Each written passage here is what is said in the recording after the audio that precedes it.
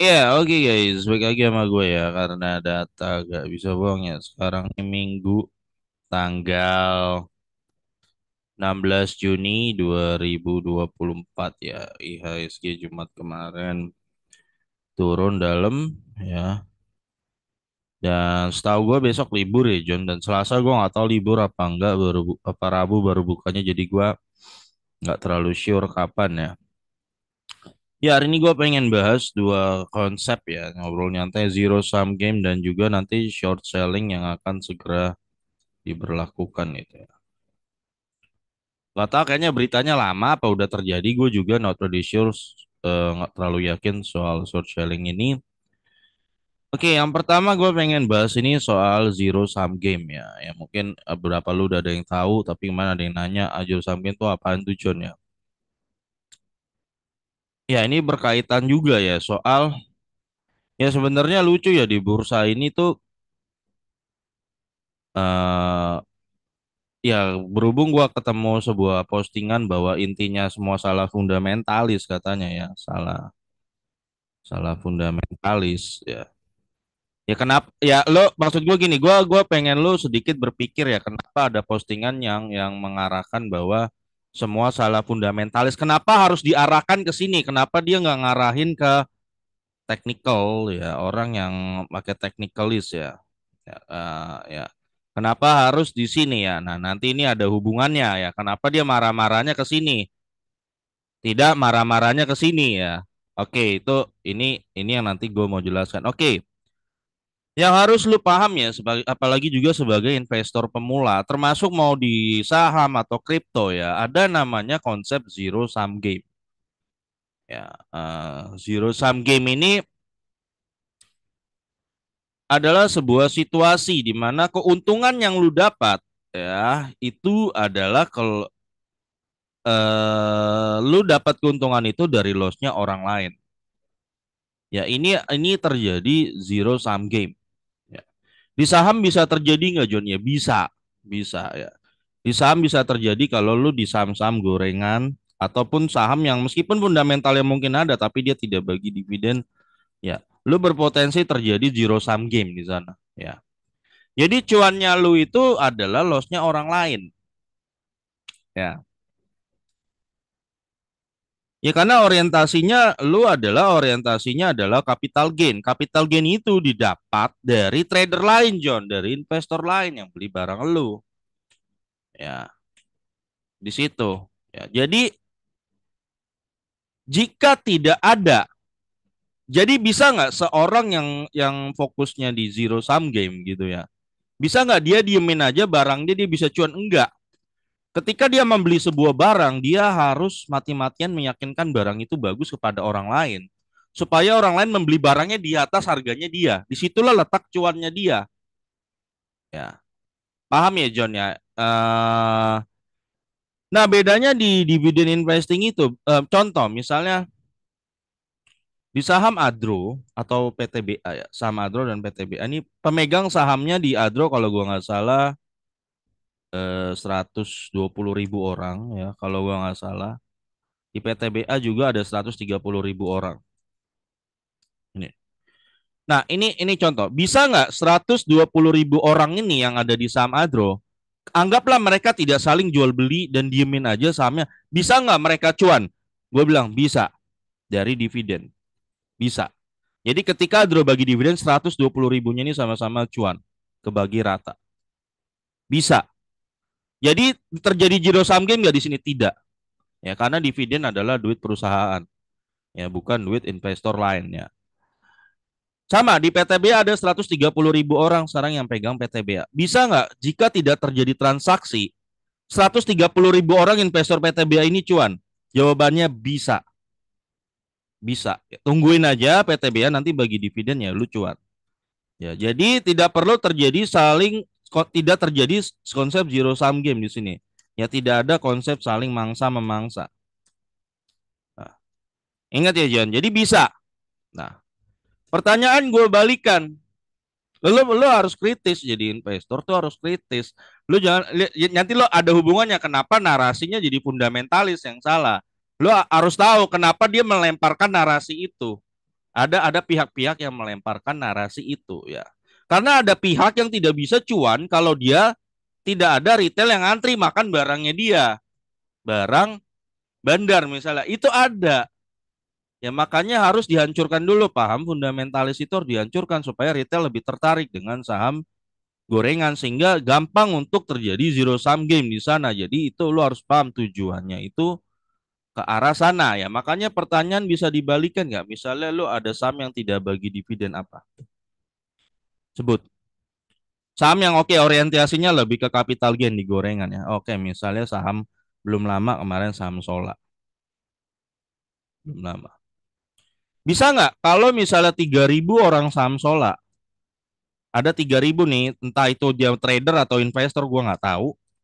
Ya, 3.000 orang masuk saham Sola. 3.000 nya bisa cuan. Kagak bisa, John. Nggak bisa. Ya. Jadi di Sola mungkin aja ada 500 orang yang mengklaim dirinya cuan.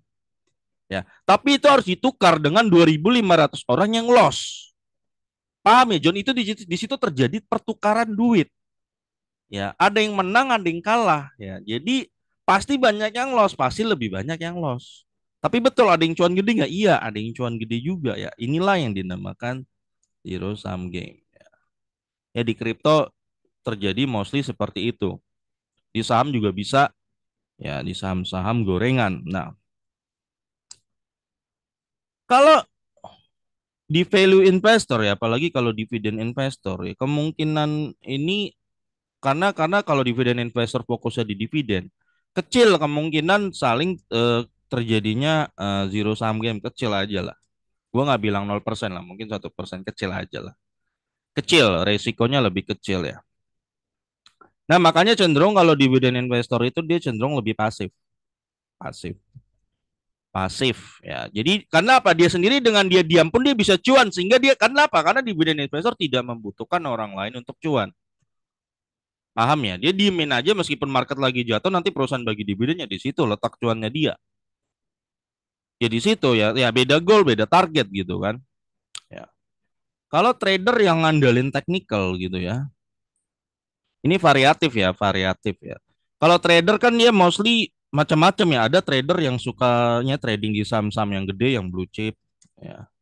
Bisa terjadi nggak 50-50 lah, nggak terlalu lah. Ya kalau trader gorengan ya mungkin iya terjadi zero sum game bisa. Trader kan biasanya kalau yang gue paham ya, trader itu kan dia ngelihat mana volume yang rame ya, betul ya. Dia pasti ngebaca dari teknikalnya itu mana volume yang lagi rame.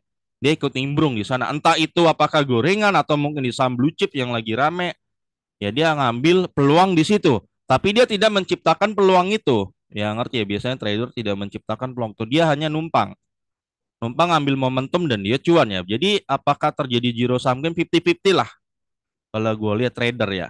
Nah nanti lo akan tahu kenapa ada alasan orang ini nggak nyalainnya selalu di fundamentalis, tidak nyalain teknikal.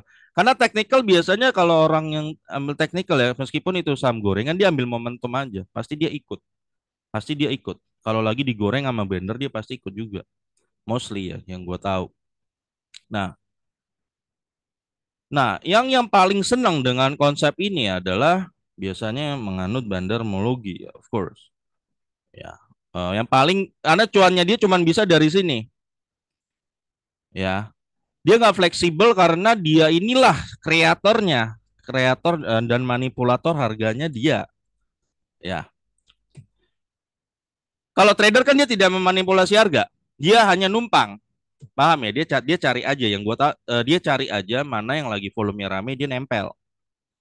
Kalau dia berhasil eksekusi dengan baik, dia cuan ya. Basically dia bukan manipulatornya. Ya. Tapi kalau di sini dialah manipulatornya.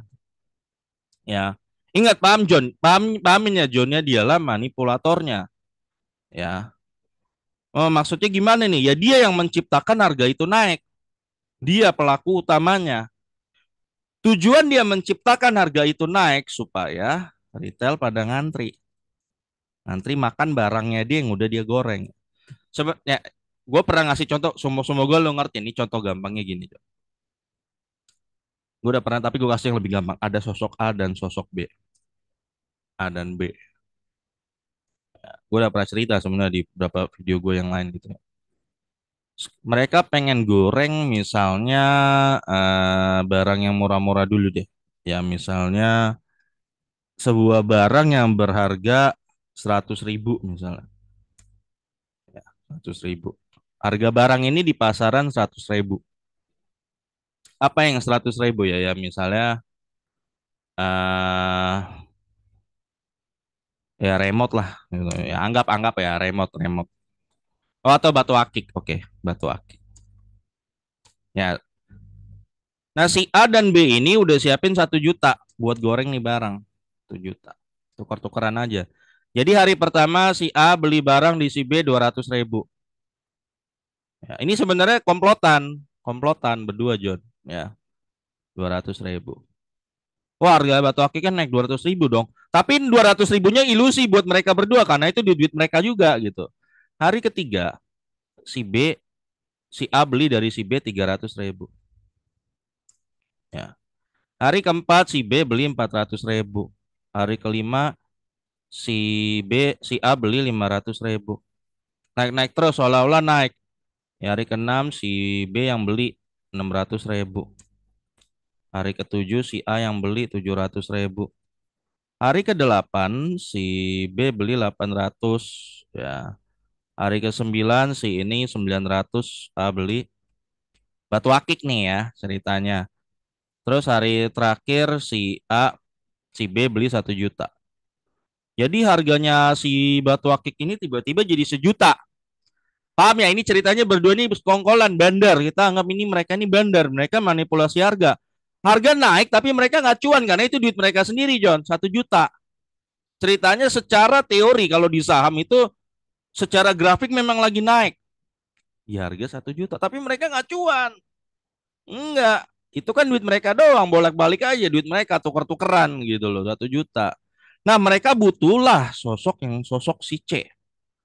Mereka butuh retail yang bawa duit 1 juta real. Oh harus harus ada. Ya mereka butuh sosok C bawa 1 juta untuk tukerin batu akik itu ke duitnya dia. Ya. Ceritanya si C ini nafsu. Nafsu kan si C. Wih, gila cepet juga nih batu akik kan. Masa 100.000 1 juta. Gila. Wih, jangan-jangan besok jadi 1 juta 100 dan jadi 2 juta. Jangan-jangan kan. Nafsu lah si C. Ya nggak? Nafsu. Si C ini nafsu. Dia belilah batu akik itu dari si A dan si B ini. Ya sebenarnya barang dia. Dia tukar 1 juta. Jadi posisinya sekarang jadi gimana? Posisinya si A dan B dapat cash 1 juta dong. Tambah 1 jutanya lagi berarti berarti si A dan B sekarang punya duit 2 juta. Betul ya? Betul ya si A dan B. Si C, si C posisinya punya punya 1 batu akik sekarang. Duitnya dia ditukar 1 jutanya si C nih. Ya. Ini yang terjadi. Oh si A dan B senang. Oh iya ya barang 100.000 gue berhasil jual nih. Ya sekarang jadi 2 juta ketawa-tawa. Ya dia ketawain kenapa si C itu tolol banget gitu kan. Si C dia ngarep. Habis dia dapat batu akik seharga 1 juta. Dia berpikir batu akik itu akan naik ke 2 juta. Tapi dia lupa yang goreng adalah si sekongkolan ini. Ketika barang ini mereka sudah jadi duit, mereka stop goreng, John. Stop goreng. Si C bingung. Loh kok batu akik gue kagak naik-naik, harganya malah jatuh, jebret-jebret-jebret. Ya akhirnya karena selama ini harga itu dimanipulasi oleh mereka berdua. Ya, ketika target mereka udah tercapai, udah jadi cash ya mereka nggak goreng lagi. Dan si C dengan blow onnya dia hanya pegang batu akik yang sebenarnya harganya 100.000 dan akhirnya ketika dia jual paling juga laku 100.000 atau bahkan mungkin cuma 50.000 ya akhirnya dia loss berapa dia ngeluarin 1 juta ternyata dia jual 50.000 ya loss berapa 95%. Inilah yang terjadi retail nyangkut yang dibantai bandar inilah si C inilah retail nyangkut yang dibantai sama bandar. Paham ya Jan si C ini si A dan B ini adalah bandar yang ngakak-ngakak ya. Nah poin yang mau gue sampaikan adalah si A dan B yang penganut bandarmologi ini yang memanipulasi harga ini, dia tidak bisa cuan kalau tidak ada si C. Keuntungan mereka yang hijau-hijau itu naik 2 juta itu jadi ilusi buat mereka kalau tidak ada retail. Paham ya John? Dan C adalah retail yang sering dibantai. Yang sampai minus 95% tuh ya. Itu adalah retail. Nah, kenapa pada akhirnya pelampiasan marahnya ke fundamentalis gitu ya? Ketika retail itu sudah semakin pinter membaca pergerakan dan tahu ini bawahnya lagi digoreng, otomatis yang lu sebut bandar ini keuntungan mereka menaikkan harga jadi ilusi, John. Ilusi jika tidak ada retail. Jika tidak ada si C ini yang siap bawa duit. Misalnya mereka menggoreng barang dari 100 M, berhasil mereka goreng jadi 200 miliar tuh barang. Harganya secara di atas kertas. Tapi jika tidak ada retail yang bawa duit 200 miliar untuk tukar barang itu dari bandar ini, maka keuntungan si bandar ini jadi ilusi. Ilusi, nggak ada. Ya. Nah, keselnya adalah kalau orang teknikal, kenapa mereka tidak lampiaskan ke orang teknikal? Kalau teknikal, kalau lagi digoreng, mereka pasti cenderung ikut. Nggak masalah. Kalau yang pahamnya teknikal ya, trader yang pahamnya teknikal, buat mungkin yang menganut bandarmologi nggak masalah. Mereka pasti ngikut. Tapi kalau fundamentalis, kalau digoreng kan mereka diem aja. Mostly diem aja. Nggak ngikut. Nah, ketika makin banyak orang paham di sini, ya, makin banyak orang paham, dia mau goreng berapa kali pun jika tidak ada retail yang ngantri, barangnya dia, keuntungan dia ilusi. Nah, makanya kenapa marahnya cenderung ke fundamentalis. Nah, itu semoga lu paham kenapa narasinya dilempar-lemparnya kayak begitu. Kayak lu paham. Gue bertindak sebagai berusaha ngomong secara netral ya. Netral dalam arti gini, boleh nggak lu main bandarmologi ya? Boleh aja. Boleh. Oh, John, John, gue pengen cuan gede nih dari bandarmologi. Boleh. Boleh, silakan. Tapi kalau udah kalah, lu ke bantai, jangan nangis, itu aja. Itu kan gue selalu bilang, ya boleh, ya boleh dong. Ya gue tidak melarang. Tadi ada yang gue melarang. Cuma gue selalu bilang kalau ke bantai, kayak kasus si C tadi ya, ke bantai lu jangan nangis aja. Ya, kalau ke bantai jangan nangis. Ya, yang jadi masalah sekarang adalah maunya cuan, masuk pas bursa maunya cuan, ke bantai, giliran di ke bantai malah nangis, salah-salahin bursa. Demikian juga kadang dari sisi bandarnya juga, kenapa dia marah-marah? Kayak banyak yang bandar marah-marah gitu kan, nama FCA atau segala macam. Biasanya mereka di pucuk rantai makanan, biasanya, kekunci di FCA, kunci di FCA. Akhirnya mereka rasain ke ARB berjilid-jilid, nggak ada yang beli, retail nggak ada yang beli, marah. Ya itulah sumber kemarahannya hanya karena loss. Ya, marah karena lagi posisi kalah. Ya jadi gimana ya di bursa cuman siap cuan gitu loh. Tidak siap loss, bahwa loss itu adalah part dari resiko. Ya lo harus tahu itu adalah resiko bandarmologi. Jadi bandarmologi ini ada resiko nggak, John? Ada, John. Ada. Resikonya adalah ketika tidak ada retail yang makan barang dia, atau dia bahkan berpotensi juga dia nyangkut. Contoh bandarnya kayu dan Net TV, lu boleh cek itu. Dia kan melakukan hal yang sama kan, berdua kan, goreng-goreng harga. Ingat jangan ketika harganya naik itu dia goreng itu jadi ilusi buat dia. Ilusi kalau tidak ada retail. Masalahnya waktu dia mau coba TP, harganya jatuh. Harganya jatuh dan kekunci, akhirnya kekunci di gocap dan segala macam. Jadi bandarnya nyangkut nggak nyangkut. Jadi tekniknya dia sendiri beresiko nggak beresiko.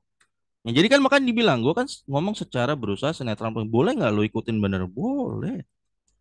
Boleh-boleh aja lo main. Tapi kalau udah nyangkut ya jangan nangis gitu. Kan gitu aja. Tahu resiko. Nyangkut ya menjadi masalah, nyangkut nangis, nyangkut marah-marah, it's a problem gitu. Jadi bisa nyangkut John ya. Jadi segala teknik ada resiko, independent investing juga ada resiko. Kalau perusahaannya tiba-tiba nggak bagi dividen terus tahu-tahu mau delisting atau bisnisnya lagi, itu ada resiko, itu udah lu harus persiapkan dari sekarang ya. Itu John. Jadi kenapa inilah yang dinamakan zero sum game. Ya makanya kenapa yang paling vokal eh kenapa fundamentalis terus yang paling disalahin gitu ya. Karena fundamentalis itu paling nggak mau ngikut kayak beginian. Paling malas ya, semakin detail makin paham kayak gitu ya. Kekurangan likuidasi lah. Kalau lagi digoreng bandarnya kurang likuidasi lah, nggak bisa ngeliquid ngeliquid semua sesuatu yang dia goreng nih nggak bisa ditukar, itu dia jadi ilusi buat dia. Harus paham juga John. Jadi bandarmologi pun ada resikonya juga gitu loh. Nah, yang terakhir mau gue bahas adalah short sell ya. Short sell sekalian aja gue bahas. Masa gue udah pernah bahas ya. Intinya gue singkat aja bahasnya ini. Short sale artinya dia lu nyewain saham gitu. Ada broker gitu ya. Dia mungkin punya saham banyak gitu. Dia sewain sahamnya dan kayaknya ini butuh akun khusus, John. Ya, untuk lo kalau lo mau ikut short selling kayaknya lo harus akun khusus juga dan kayaknya ada batas-batas dana ya. Ya prakteknya gimana? Gue tidak terlalu ini karena gue bukan praktisi short selling. Tapi intinya adalah begini. Jadi ada dua pihak gitu ya. Ya, misalnya si broker ini punya saham, misalnya apa saham yang bisa di short sell ya? Contoh kan BMTR, BMTR gitu kan. Misalnya si broker tertentu punya saham BMTR dalam jumlah banyak gitu. Ya si A inilah kita bicara A ya, ya A. Dia punya saham BMTR dalam jumlah banyak. Terus muncullah si B.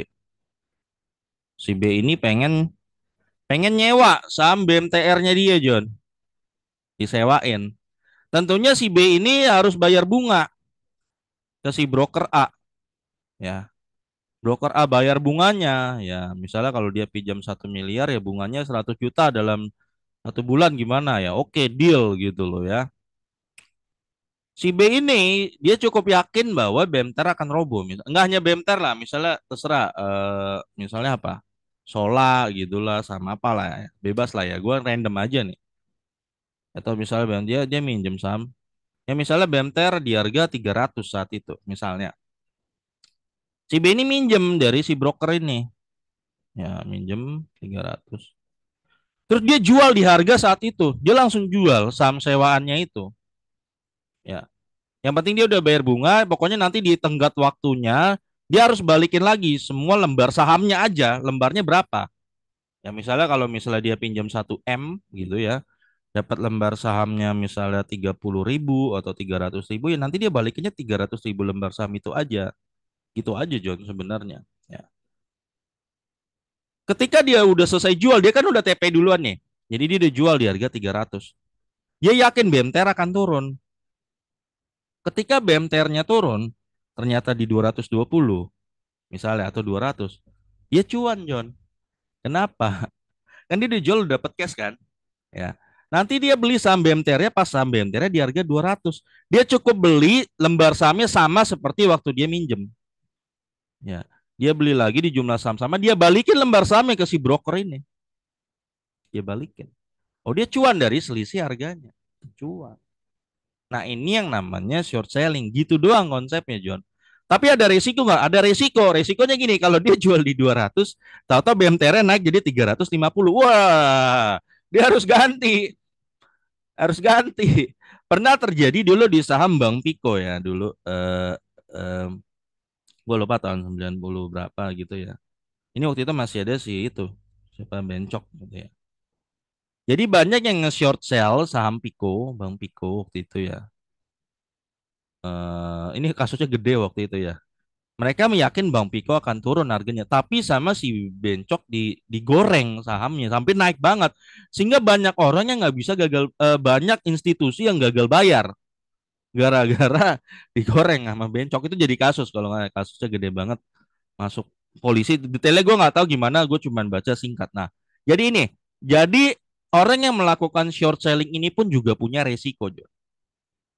Ya, jadi bukan tanpa resiko nih dia begini. Ini ada resiko.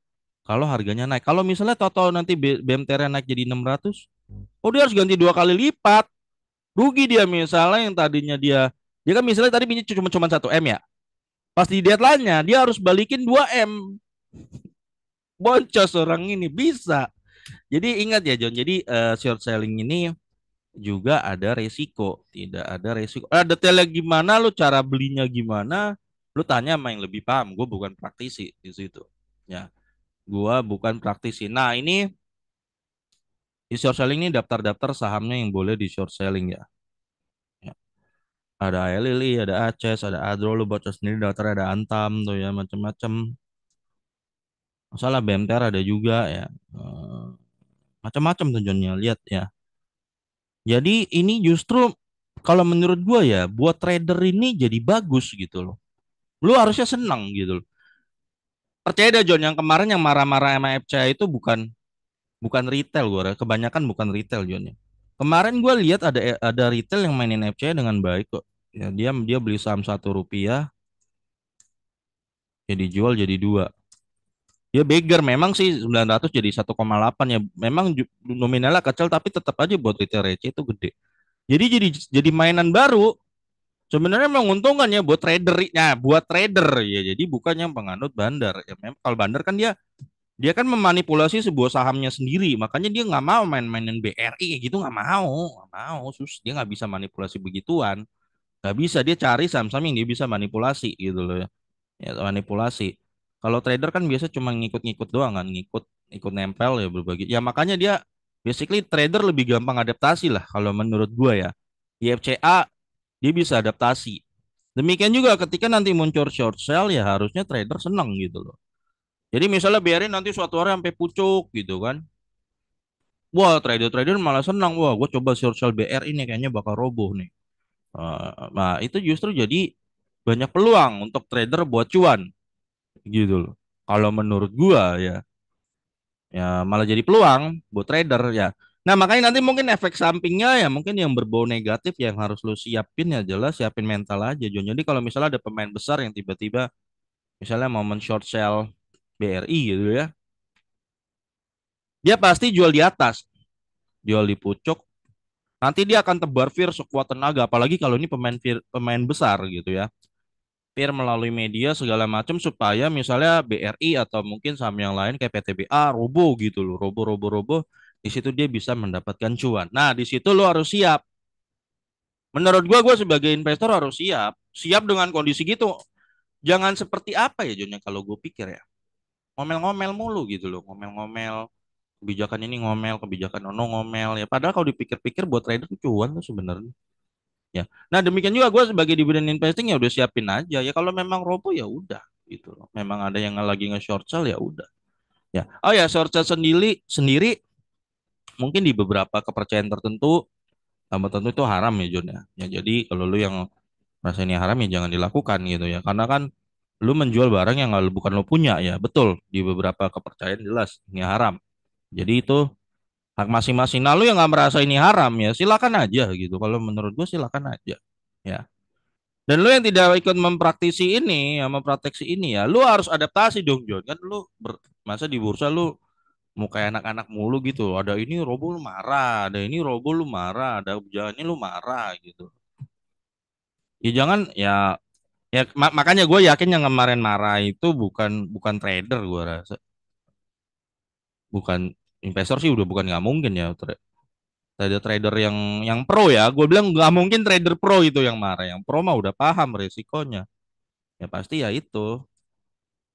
Orang yang gagal cuan waktu lagi nggak manipulasi harga sahamnya gagal cuan kena FCA marah. Nah, itu gua rasa lebih ke situ. Ya itu nggak siap terima resiko. Ya itu aja sih. Oke guys, gua rasa gitu aja untuk short selling dan juga zero sum game. Boleh nggak main zero sum game? Boleh, gua nggak melarang. Ya, tidak ada yang gua larang. Yang penting kalau kalah jangan nangis aja. Itu aja. Ya oke guys, sampai ketemu lagi video berikutnya karena data gak bisa bohong ya.